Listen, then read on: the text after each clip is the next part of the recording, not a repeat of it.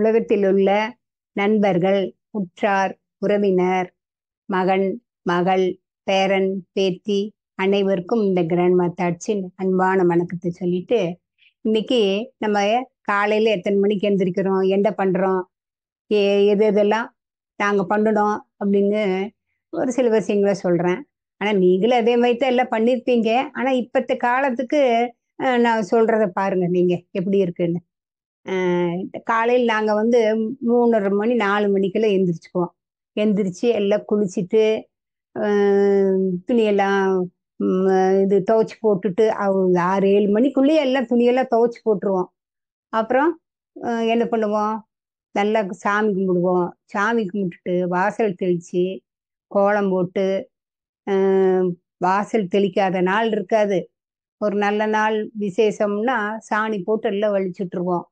அந்த காலத்துல இந்த ஓட்டு வீல வீடு தாங்களா, அதனால நாங்க என்ன பண்ணுவோம், இந்த ஓரமெல்லாம் கரை இழுத்து, சுண்ணாம்புல கரை இழுத்து, அப்புறம் கொஞ்சம் காவியில கரை இழுத்து, அப்புறம் கோலமெல்லாம் போடுவோம். முன்ன வந்து ஒரு வெள்ளிக்கிழமைன்னா ஒரு தாமரைப்பூ கோலம் போடுவோம். அப்புறம் ஒரு திங்கக்கிழமைன்னா ஒரு நட்சத்திரம் போட்டு அதுக்கு நல்ல பெருசா போடுற மாதிரி போடுவோம். ஆஹ் 2வது செவ்வாய்க்கிழமைங்கும் போது அதுக்கு தனியா ஒரு கோலம், விளக்கு மாதிரி எல்லாம் வச்சு விளக்கு கோலம் போடுவோம். புதன்கிழமைங்கும் போது புள்ளி வச்ச கோலம் போடுவோம்.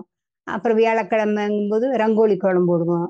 வெள்ளிக்கிழமை தாமரைப்பூ, சங்கு, சக்கரம் இந்த மாதிரி எல்லாம் வச்சு சனிக்கிழமை போடுவோம். இப்படியே ஞாயிற்றுக்கிழமைங்கும் போது எங்க இஷ்டத்துக்கு பெருசாவும் போடுவோம், சோம்பேறித்தனம் இருந்த சின்னதாகவும் போடுவோம் ஞாயிற்றுக்கிழமை நாள். இப்படி ஒவ்வொரு நாளைக்கு ஒவ்வொரு கோயில் கோலம். ஒவ்வொரு கோலமும் புள்ளி வச்சு தான் இருக்கும். புள்ளி வச்சு தான் அதை போட்டு நாங்கள் ஒவ்வொரு வீடா நாங்கள் கோலம் போட்டது பார்த்தா பக்கத்து வீட்டில் இருக்க அந்த பொண்ணு வந்து பார்க்கும், என்னக்கா கோலம் போடுறீங்க அப்படின்ட்டு. இன்னொரு வருவா, ஏமா என்ன கோலம் போடுறீங்க அப்படின்ட்டு இன்னொருத்தர். இப்படி ஒவ்வொருத்தர் பாட்டு பாரு, இது நல்லா இருக்கு அது நல்லா இருக்குன்னு காலையில் எழுந்திரிச்சு எல்லாம் கோலமெல்லாம் போட்டுட்டு சாமியெல்லாம் கும்பிட்டுட்டு என்ன பண்ணுவோம், டிஃபன். அப்போ அடுப்புல முதல் நாளே என்ன பண்ணுவோம், தூங்குறதுக்கு முதல்லயே அப்போல்லாம் விறகடுப்பு தான். அப்போ சாணி போட்டு நல்லா மொழுகி அந்த அடுப்பில் உள்ள இருக்கிற சாம்பல் கறி எல்லாம் எடுத்து வெளியே போட்டுட்டு, அப்புறம் நல்லா சாணி வச்சு அதில் கொஞ்சம் மஞ்சத்தூளை போட்டு, அப்படித்தான் எங்கள் அம்மாலாம் வலிச்சு எங்களுக்கு சொல்லி கொடுத்தாங்க. மஞ்சத்தூள் போட்டு நல்லா க்ளீனாக அடுப்பு ஓவு பக்கத்துலேயே சின்ன அடுப்பு இருக்குமா அது, அப்புறம் அந்த திட்டு சுற்றி வர எல்லா இடத்துக்குமே சாணி போட்டு, அதுக்கு ஒரு மஞ்சள் குங்குமம் வச்சு அதுக்கு ஒரு கோலம் போட்டு அப்புறம்தான் அடுப்பே பற்ற வைப்போம். சாமியெல்லாம் கும்பிட்டுட்டு அப்புறம்தான் இந்த அடுப்பு இத்தனையும் சுத்தமாக நைட்டே பண்ணிடுவோம். காலையில் விசேஷம் அப்படி இப்படிங்கும்போது நாங்கள் நைட்டே எல்லாம் சுத்தம் பண்ணி எப்பவுமே சுத்தம் பண்ணிடுவோம். அதே மாதிரி சாப்பிட்ட தட்டு சாமானம் எல்லாமே கிளீனாக விளக்கி வச்சுட்டு தான் படுப்போம். ஏன்னா காலையில் எழுந்திரிச்சோன்னா அதே பாத்திரத்தை விளக்கி மறுபடியும் பண்ணுறதுக்கு நேரம் ஆகும். அம்மா டக்கு டக்குன்னு எல்லாம் செய்யறதுக்கு நைட்டே எல்லாம் கழுவி சமைச்சு வச்சிருவாங்க. காலையில் எந்திரிச்சோன்னே என்ன செய்யணுமோ நைட்டே எல்லாம் அம்மா ப்ரிப்பேர் பண்ணி வச்சிருவாங்க. கரெக்டாக எந்திரிச்சோன்னா டக்கு டக்குன்னு எல்லாம் செய்வாங்க. இப்படி ஒவ்வொருத்தரும் ஒவ்வொரு வேலையும் செஞ்சு டெய்லி அந்த ஏரியாவிலேயே 4:30 மணி 5 மணிக்கு எங்கள் வீட்டில் தான் சீமார் சத்தம் பறக் பறக் பறக் பறக்குன்னு கேட்கும். நல்லா கூட்டி கோலமெல்லாம் போட்டு இது பண்ணுவோம். ஆனால் இந்த காலத்தில் வந்து முக்கால்வாசி பேர் ஃபாரின் போயிடுறாங்க. நல்ல கல்யாணம் மூச்சா வாசல் தெளிச்சு கோலம் இங்கே போடுறாங்கல்ல, ஃபாரின் போயிடுறாங்க. அவங்க அப்பார்ட்மெண்ட்டில் குடியிருக்கிறாங்க. அங்கங்கே வாசல் தெளிக்கிறது கோலம் போடுறது ஒன்றும் கிடையாது. ஒரு ஸ்டிக்கர் வாங்கி ஒட்ட வச்சிடுறாங்க. அதே மாதிரி வீட்டுக்கு வந்தாலும் ஒரு ஸ்டிக்கரு, வாசப்படிக்கிட்ட வாசப்படிக்கு ஒட்டுற மாதிரி ஸ்டிக்கரு, வாசப்படிக்கு முன்னாடி ஒரு ஸ்டிக்கரு, சாமி ரூமில் ஸ்டிக்கரு. அது எப்பவுமே அழியாமல் கோலம் போடுற வேலை இல்லையில, அதனால அது போடுறாங்க. இருந்தாலும் நம்ம வந்து பச்சரிசி மாவு போட்டு நல்லா மிஷினில் கொடுத்து அரைச்சிட்டு வந்து அதில் கோலம் போட்டால் அந்த எறும்பு வந்து சாப்பிட்டாலே நல்லதுன்னு அந்த காலத்துலேருந்தே சொல்லுவாங்க. அதனால தான் இந்த பச்சரிசி மாவு கோலம். நாங்கள் வந்து என்ன பண்ணுவோம், அம்மா வந்து பச்சரிசி அரைச்சி பண்ணிட்டு இந்த கோலப்பொடியை வந்து போட்டு கலந்து வச்சிருவாங்க. பச்சரிசி மாவும் இதுவும் கலந்து வச்சுப்பாங்க. அப்போதான் கோடு போடுறதுக்கெல்லாம் நல்லா இருக்கும்.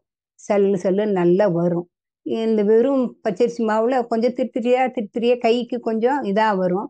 இருந்தாலும் நாங்கள் இப்படி பண்ணி அம்மா வச்சிருவாங்க. அதே இதில் தான் நாங்கள் நீயும் கோலம் போட்டிருக்கிறோம். அதே மாதிரி பண்ணி தான் பண்ணிட்டு இருக்கிறோம்.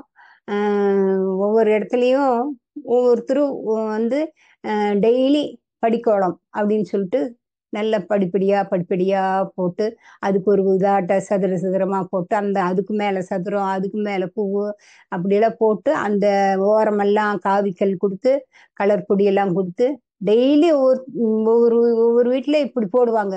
ஆனால் நாங்கள் வந்து என்ன பண்ணுவோம், இந்த பொங்கல் டைம் நல்லா போடுவோம், பெரிய குழம்பா போடுவோம். எங்கள் ஊரில் வந்து கோலமெல்லாம் பார்த்து ப்ரைஸ் கொடுப்பாங்க. அதுக்கோசரம் என்ன பண்ணுவோம், அங்கே இது போட்டி நடத்துகிறவங்க சொல்லிடுவாங்க, காலையில் நீங்கள் வந்து நேரத்திலேயே போடக்கூடாது, நைட்டும் போடக்கூடாது, கரெக்டாக 7 மணிலேருந்து 9 மணிக்குள்ளே போட்டு நீங்கள் முடிச்சிருக்கணும் அப்படின்னு சொல்லிட்டு வருவாங்க. அப்போ நாங்கள்லாம் கோலமெல்லாம் போட்டு பெரிய பெரிய கோலமாக போட்டு வச்சுப்போம். அப்போ கலர் பொடியெல்லாம் நிறைய வாங்கி கலர் கலராக வித்தியாசமாக எல்லாம் பண்ணுவோம்.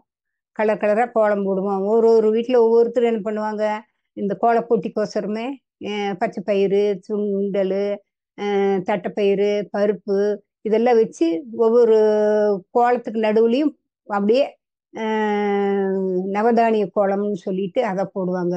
உப்பு இது பண்ணி உப்புல கோலம் போடுவாங்க. கலர் கலராக கலர் பொடி போட்டு மிக்ஸ் பண்ணி உப்புல தாமரைப்பூ மாதிரி இருந்தால் தாமரைப்பூ கலரில் போட்டு பச்சை கலர்னா பச்சை கலரு தண்டு அந்த இலை இதுக்கெல்லாம் பச்சை கலர் கொடுத்து உப்பு கோலம் உப்புல பண்ணுவாங்க. அப்புறம் ஒரு சிலர் என்ன பண்ணுவாங்க, பூவு பூவு எடுத்துட்டு வந்து கோலம் போடுவாங்க.